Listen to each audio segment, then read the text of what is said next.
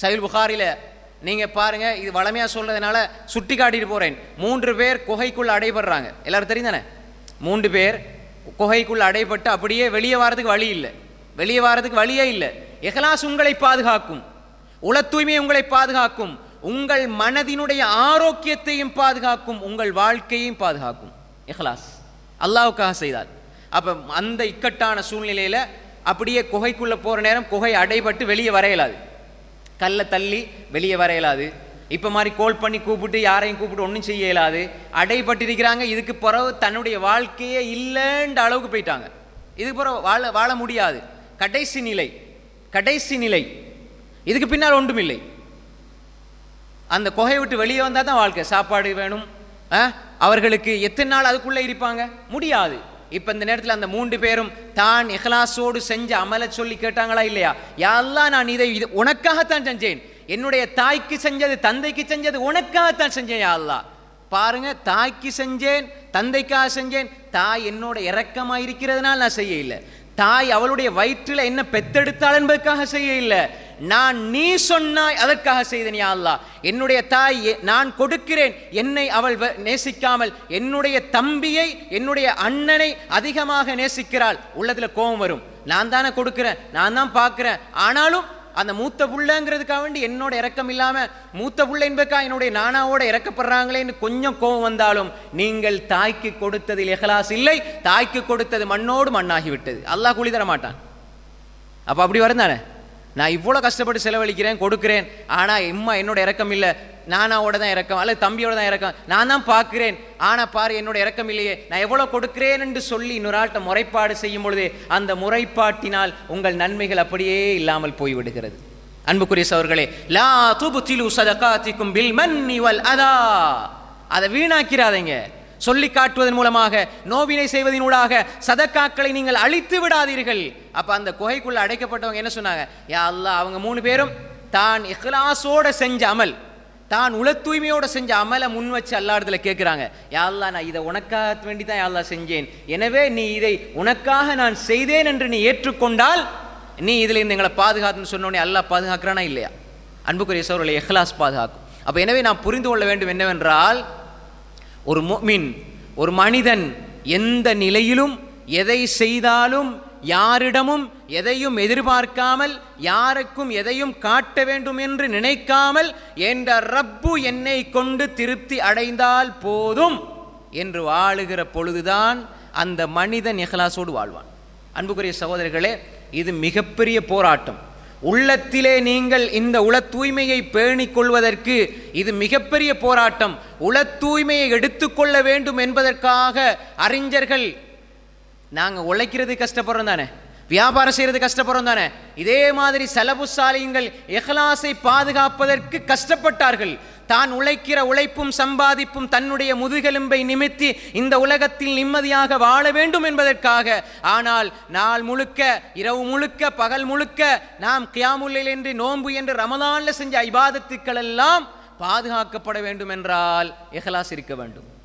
என்ற உயிரை பாதுகாக்கிறதுக்கு, என்ற உடலை பாதுகாக்கிறதுக்கு நாங்கள் எவ்வளோ கஷ்டப்படுறோம், சிரமப்படுறோம். 60 வருஷ வாழ்க்கையில் தொழிலுக்காக செலவழித்த காலம் கூட. ஆனால் செய்கிற இபாதத்தினுடைய இஹ்லாஸ், அந்த உயிரை பாதுகாக்கிறதுக்கு, இபாதத்தினுடைய உயிர் ஆன்மா இஹ்லாஸை பாதுகாக்கிறது எவ்வளோ முயற்சி செஞ்சோம். சர்வசாதாரணம். அன்புக்குரிய சகோதரிகளே, நீங்கள் போயிட்டு ஒரு மனிதனுக்கு தர்மம் செய்கிறீங்க. தர்மம் செஞ்சு அந்த மனிதர் அந்த நீங்கள் கொடுத்த காசையே உங்களுக்கு எதிராக செயல்படுத்துகிறாருண்டா, இப்போ நீங்கள் என்ன மனநிலையில் இருப்பீங்க? இவனுக்கு போய் கொடுத்தேனே சொல்லுவோமா இல்லையா? இதுதான் நம்மளோட வார்த்தையிலேருந்து வரும், இயல்பாக வாரது தானே. அப்போ நாங்கள் யாருக்கு கொடுத்தோம்? யாருக்காக கொடுத்தோம்? அவருக்கு கொடுத்தோம், அவருக்காக கொடுத்தோம். அவருக்கு கொடுத்தது அல்லாஹ்வுக்காக கொடுத்திருந்தால், நான் தந்தது என்ற ரப்பு சொன்னதுக்காக, இன்னமா நுத்இமுக்கும் லிவஜ்ஹில்லாஹ், அல்லாஹ்வுக்காக நான் கொடுத்தேன், அல்லாஹ்வுக்காக நான் கொடுத்தேன். நீ செய்வதை செய் என்ற மனோநிலையில் வாழ்ந்து பாருங்கள். நீங்கள் கொடுத்ததை வைத்து உங்களை அநியாயத்துக்குட்படுத்தினாலும் நீங்கள் கலங்க மாட்டீர்கள். உங்கள் மனோநிலையில் பாதிப்பு ஏற்படுத்தாது. ஏன்னா நீங்கள் முடிவெடுப்பீங்கன்னு தெரியுமா? இது போல இவனுக்கு கொடுக்கக்கூடாது, இவனை போல உள்ள ஆக்களுக்கு கொடுக்கக்கூடாது. நாங்கள் ஒட்டுமொத்தமாக தான் முடிவெடுக்கிறது. இவனை போல உள்ள ஆக்களுக்கெல்லாம் கொடுக்கக்கூடாது. ஆனால் அந்த 10 பேரில் ஒருவர் தேவையுடையவராக இருப்பார். அந்த தேவையுடையவருடைய துவா கபூலாக கூடும். ஆனால் நாம் இழந்து போகிறது பெரிய அருள்களை. ஒருவரை வச்சு பல பேருக்கு தீர்ப்பு சொல்லிடுவோம். அன்புக்குரிய சகோதரர்களே, ஒரு 5 பேர் ஒரு குடும்பத்தில் இருப்பாங்க, 4 பேர் மோசமானவர்களாக இருந்தால் அவங்களோட குடும்பமே அப்படி என்று சொல்லிவிட்டால் அந்த ஒருவரினுடைய பதுவா உங்களை பாதிக்கும். பொதுமைப்படுத்தி விடக்கூடாது சகோதரர்களே. நாங்கள் ஒருவருக்கு உதவி செய்கிறோம், ஒரு குடும்பத்துக்கு உதவி செய்கிறோம், அவர்கள் எங்களுக்கு எதிராக செயல்படுகிறார்கள் என்றால் நாங்கள் என்ன சொல்லுவோம்? இந்த குடும்பத்துக்கு போய் செலவழிச்சேனே, கஷ்டம் சகோதரர்களே. அப்படி நாங்கள் சொல்லிட்டோம்னா எல்லாம் அழிஞ்சு போய்விடும். மிஸ்ஸாஹ் இப்னு உஸாஸா ரதியல்லாஹு அன்ஹு பத்ரில் கலந்து கொண்ட சஹாபி. அபூபக்கர் ரதியல்லாஹுடைய நல்லா கவனிச்சு கொள்ளுங்க, இந்த சம்பவம் பெரிய உதாரணம் சகோதரர்களே. மிஸ்ஸாஹ் இப்னு உஸாஸா ரதியல்லாஹு அன்ஹு பத்ரில் கலந்து கொண்ட சஹாபி. அபூபக்கர் ரலியல்லாஹுடைய ஒரு உறவினர்கள் ஒருவர், சொந்தக்கார சஹாபி தான். இவருக்கு அபூபக்கர் ரலியல்லாஹு அன்ஹு செலவழித்து கொண்டிருந்தாங்க, அவங்க செலவழித்து கொண்டிருந்தார்கள். இப்போ ஆயிஷா ரலியல்லாஹு அன்ஹா அவர்களுடைய அந்த இட்டுக்கட்டப்பட்ட செய்தி பரவுச்சு, விபச்சாரம் செஞ்சிட்டாங்கன்னு சொல்லி முனாஃபிக்கள் இட்டுக்கட்டி பரப்பி விட்டாங்க ஆயிஷா நாயை பற்றி. சஃபான் இப்னு முஅத்தல் சுலமி ரலியல்லாஹு அன்ஹு அவர்களோட தவறாக நடந்து கொண்டாங்கன்னு சொல்லி. இப்போ இந்த செய்தி பரப்பப்பட்ட பொழுது மதீனாவில் இந்த செய்தி பரப்பப்பட்டு கொண்டு இருக்கிறது. அவங்க திட்டம் போட்டு, யூதர்கள் முனாஃபிக்கள் திட்டம் போட்டு அப்படியே பரப்பி விட்டாங்க. பரப்பி போகிற நேரம் இந்த செய்தி அப்படி பேசுகிற பொழுது ஒரு சில சஹாபாக்களும் தெரியாமல் பேசிட்டாங்க, இந்த செய்தியோடு சம்மந்தப்பட்டாங்க. அதில் ஒரு ஆள் தான் மிஸ்ஸாஹ் இப்னு உஸாஸா ரலியல்லாஹு அன்ஹு. அப்போ யார்? அபூபக்கர் ரலியல்லாஹு அன்ஹு அவங்க செலவழிச்சிருக்கிறாங்க. அபூபக்கர் ரலியல்லாஹுடைய சொந்தக்காரர், இவரும் அதில் சம்மந்தப்படுறார். இப்போ இந்த விஷயம் ஆயிஷா ரலியல்லாஹு அன்ஹா அவங்க பத்தினி உத்தமி என்று சொல்லி அல்லாஹ் குர்ஆனில் வசனங்களை இறக்கி அல்லாஹ் தஆலா அவங்கள தூய்மைப்படுத்திய பிறகு இப்போ உண்மை தெரிய வந்துட்டு தானே, எல்லாருக்கும் தெரிய வந்துட்டு. அப்போ ஆயிஷா ரலியல்லாஹு பத்தினின்னு சொல்லி இப்போ அபூபக்கர் ரலியல்லாஹு அன்ஹு எப்படி மனோநிலை இருக்கும்? ஒன்று, என்னை பற்றி தெரியாத ஒருத்தன் எனக்கு ஏதாவது ஒன்று சொன்னால் உண்மையிலே நாங்கள் அதை பெருசாக எடுக்க மாட்டோம். யாருன்னே தெரியாத ஒருத்தன் உங்களுக்கு துரோகம் செய்கிறான், யாருன்னே உங்களுக்கு தெரியாது, துரோகம் செய்கிறான், உங்களை பற்றி தப்பாக பேசுகிறான், உங்களுக்கு பிரச்சனையே இருக்காது. ஏன்னா என்னை பற்றி தெரியாதவங்க பேசுகிறாங்க. உங்களோட இருந்து உங்களோட காசு பணத்தை எடுத்து நீங்கள் சாப்பாடு கொடுத்து உங்களோட அண்டை வீட்டுக்கார மாதிரி பழகி உங்களோட வீட்டுக்குள்ளே வந்து போயிட்டு இருந்து உங்களோட சொந்த மகளை பற்றி, சாதாரணமாக உங்களோட சொந்த மகளை பற்றி தப்பாக பேசுனா, அதுவும் நீங்கள் அவருக்கு செலவழித்து கொண்டு நீங்கள் காசு கொடுத்து அவருக்கு அப்படியே அவரை வாழ வச்சு கொண்டு இருக்கிற நேரம், அல்லாஹ் உங்களை வச்சு அவருக்கு உணவு கொடுத்துட்டு இருக்கிற நேரம், இப்படி ஒரு பந்தமும் சொந்தமும் இருந்து கொடுத்து கொண்டும் இருந்து நல்லா நெருங்கி இருக்கிற நேரம் உங்களோட மகளை பற்றி தப்பாக பேசுனா எப்படி இருக்கும்? தப்பாக பேசுனா எப்படி இருக்கும்? அது இப்படி ஒரு மனோநிலை நமக்கு இப்படி இருக்கும், யோசிச்சு பாருங்க இது. ஆனால் இவர் பேசினது ரசூலுல்லாஹி ஸல்லல்லாஹு அலைஹி வஸல்லம் மனைவி ஆயிஷா ரலியல்லாஹு அன்ஹா, உலகத்திலேயும் மனைவி, சொர்க்கத்திலேயும் மனைவி. ஆயிஷா ரலியல்லாஹு அன்ஹா ரசூலுல்லாஹோடு ஒரு போர்வைக்குள் இருக்கும் பொழுது அல்லாஹ் வஹீயை இறக்கினான்டா எவ்வளவு அந்த பெண்ணினுடைய பக்குவமும் அவர்களுடைய அமானிதமும் எப்படி அதற்கு சாட்சி அல்லாஹ் சொல்கிறான். அது மட்டுமல்ல, ரசூல் ஸல்லல்லாஹு அலைஹி வஸல்லம் நேசித்த மனைவி. அது மட்டுமல்ல, ரசூலுல்லாஹ் ஆண்களில் அதிகமாக விரும்பிய அபூபக்கர் அவருடைய மகளை அதிகமாக நேசித்தார். ஆயிஷா, இப்படியெல்லாம் நேசமும் பந்தமும். அதே போன்று இந்த உலகத்திலே எல்லா பெண்களினுடைய அறிவை ஒரு புறத்திலும் ஆயிஷாவுடைய அறிவை ஒரு புறத்திலும் வைத்தால் ஆயிஷாவினுடைய அறிவுதான் கூட வரும். ஏன்? இப்னு ஷிஹாப் அஸ்-ஸூரி ரஹ்மத்துல்லாஹி சொல்கிறார்கள், ஏனென்றால் ஆயிஷா நாயை படித்தது முழுக்க வஹீ.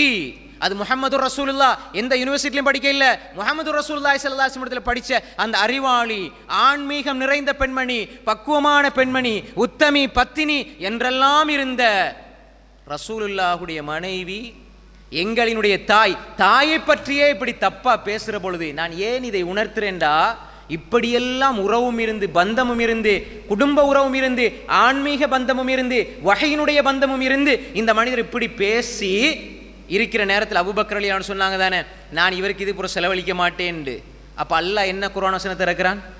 அலா துஹிப்பூன ஐ யக்ஃபிரல்லாஹு லக்கும்.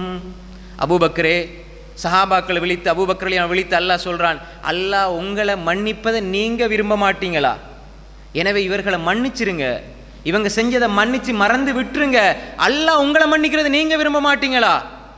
அப்ப இவர்களை இந்த துரோகம் செய்த, இந்த அநியாயம் செய்த, இப்படி அவர்களுக்கு நம்பிக்கை துரோகம் செய்த இவர்களை மன்னிப்பதை அல்லாஹ் சொல்லி வலியுறுத்தி விட்டு அந்த மன்னிப்பதில் அல்லாஹ்வுடைய மன்னிப்பு இருக்குதுன்னு அல்லாஹ் சொல்றானண்டா எந்த மனோநிலையில இருந்து நம்ம பார்க்கணும்?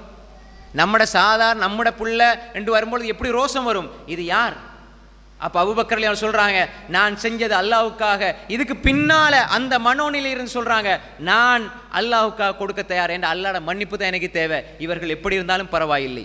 ஆனால் அவங்க சஹாபி, பத்ரில் கலந்து கொண்ட சஹாபி, அவர் செஞ்ச அந்த துரோகம் ஆனாலும் அல்லாஹ் அவரை மன்னிச்சிட்டான். அதை பேச முடியாது, நான் உணர்த்துறதுக்காக சொன்னேன் அவர் செஞ்ச வேலையை. ஆனால் அல்லாஹ் அவர்களை மன்னித்து விட்டான், அவர்கள் சொர்க்கவாதி, அல்லாஹ் அவர்களை பொருந்தி கொண்டான் என்ற வசனம் இருக்கிறது.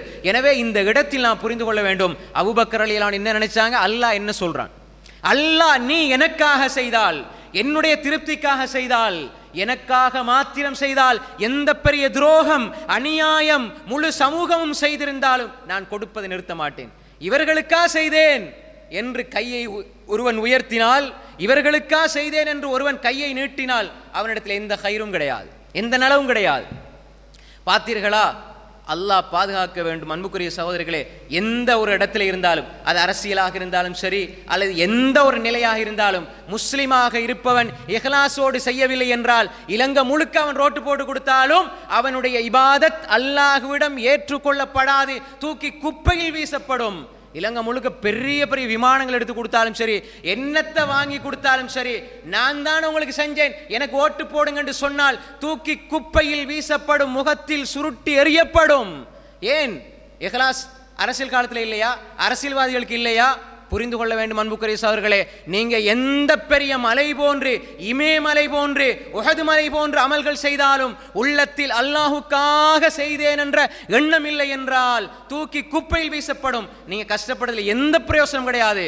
இஹ்லாஸ் இல்லைண்டா அது அழிக்கப்படும் மட்டுமல்ல, நாளை மறுமையில் நீங்கள் அல்லாஹ்வுக்காக செய்ய வேண்டியதை மனிதர்களுக்காக செய்த குற்றத்திற்கு ஆளாக்கப்பட்டு அல்லாஹ்வுடைய நீதிமன்றத்திலே நீங்கள் விசாரிக்கப்படுவீர்கள்.